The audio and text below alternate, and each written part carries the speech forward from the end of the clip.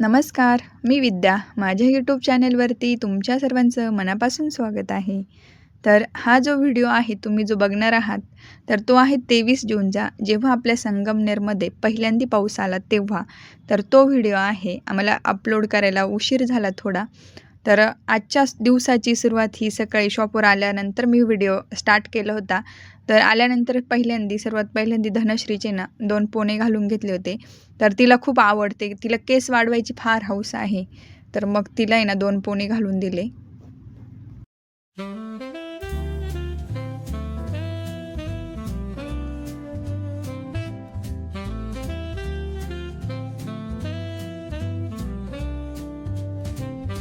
The evening drips like honey, oh so slow.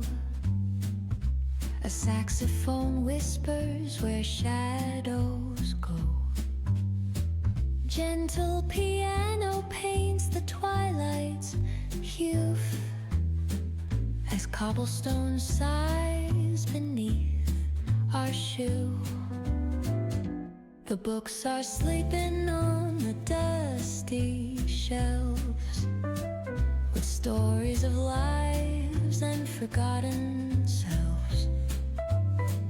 A cafe's hum, a gentle drum in play, echoes the footsteps of an endless day. Oh, city lights, they flicker like a dream. Reflections murmur on a flowing stream. Philosophy spills with each thought we sow. Wistful wanderings of all we know. The drizzle dances softly on the street. Its rhythm pulse beneath our retreat. Old stories rise with the scent of rain. The Saxons again.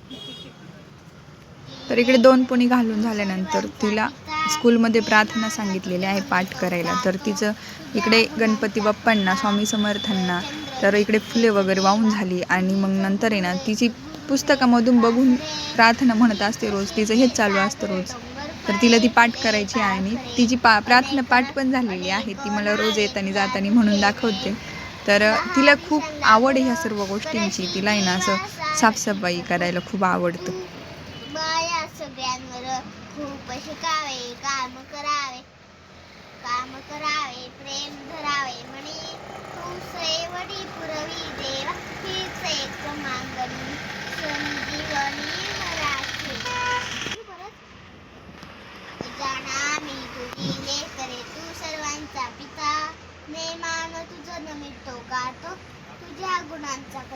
तर पाऊस यायच्या आधी मी तिला स्कूलमध्ये पाठवलं होतं. तर त्याच्यानंतर जो पाऊस चालू झाला, एकदम जोरदार पाऊस आला.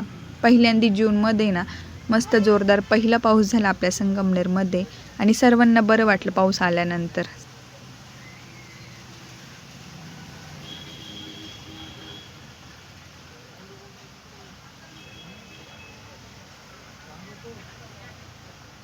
तर संध्याकाळी ना तिचं स्कूल सुटल्यानंतर आम्ही लगेच घरी जायला निघालो, कारण की खूप आभाळ आले होतं, काळे कुठे ढग पण झाले होते. म्हटलं पावसाचं वातावरण तयार झालेलं आहे.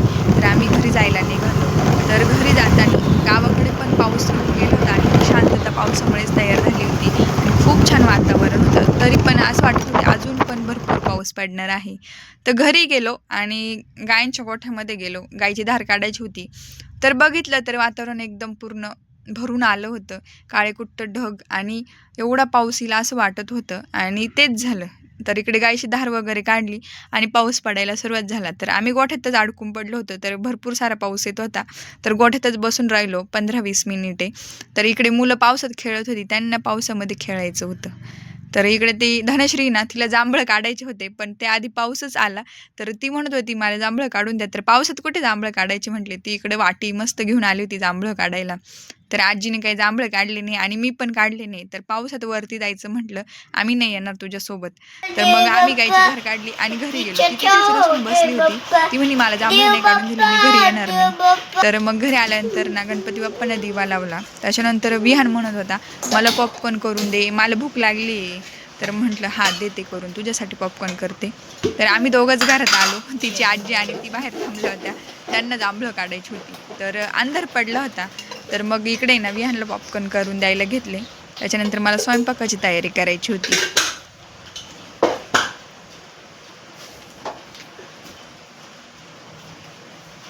आई दाण्याची पॉपकॉर्न आहे का?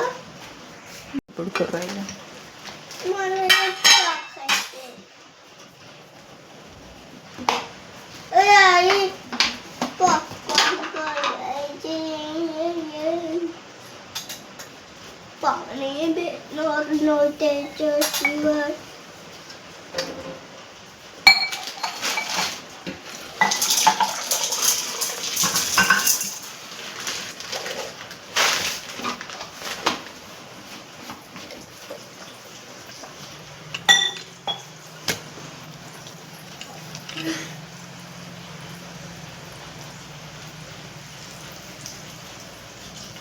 Mario.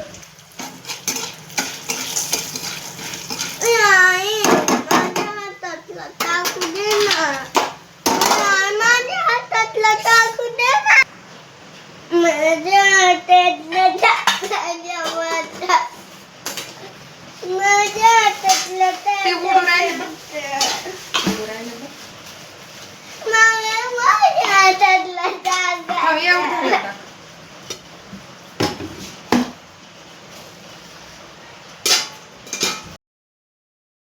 जेव्हा आपण पॉपकॉर्न करायला घेतो ना, तेव्हा पॉपकॉर्नचा आवाज आहे ना असा फाट फाट इतका छान आवाज येत असतो ना.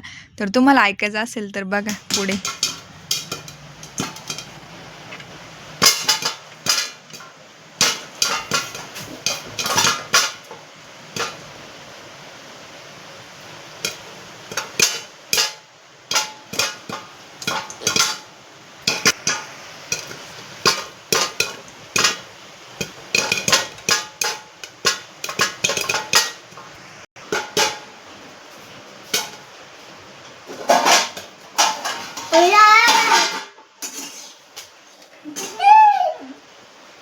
Ay.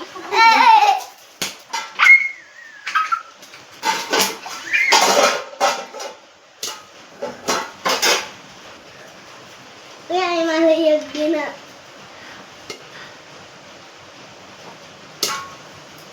Ay.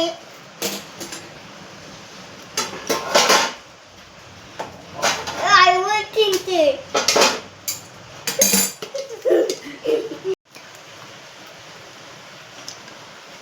बाजूचा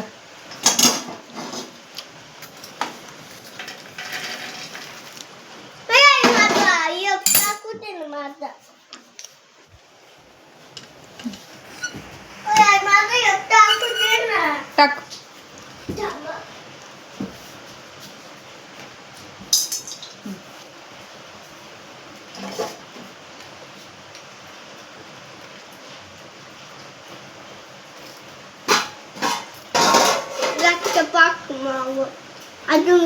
धनश्री रुसून बसली होती, तिला जांभळं काढायची होती. तर मग आम्ही दोघंच घरात आलो.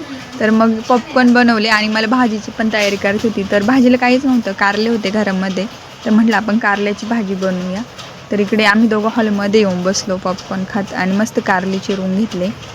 तर इकडे कारल्याची भाजी बनवायची होती आणि अजून मला खव्याची खीर शेवया टाकून बनवायची होती. ती आमची सर्वांची आवडती झालेली आहे आत्ता. तर आम्हाला सर्वांना शेवयाची खीर आवडते. तर ती पण बनवून घेणार होते मी थोड्या वेळाने. तर त्याआधी ना म्हटलं भाजी करून घ्यावा. तर धनश्री काही घरात आलीच नाही पॉपकॉर्न खाण्यासाठी. तर ती सर्वात उशिरा आली. संध्याकाळी ना माझं 8 वाजता ती घरात आली. तिचा रुसवा गेला, थोडा राग शांत झाला, तेव्हा ती घरामध्ये आली. आणि मग दुसऱ्या दिवशी ना तिला आजीने ना टोपलं भरून जांभळं काढून दिली, तेव्हा ती खुश झाली.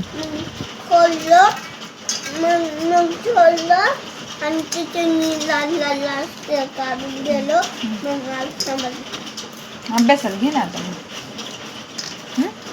बाप्पा खातो ना, थांब ना. तेवढं झालं घेशील ना.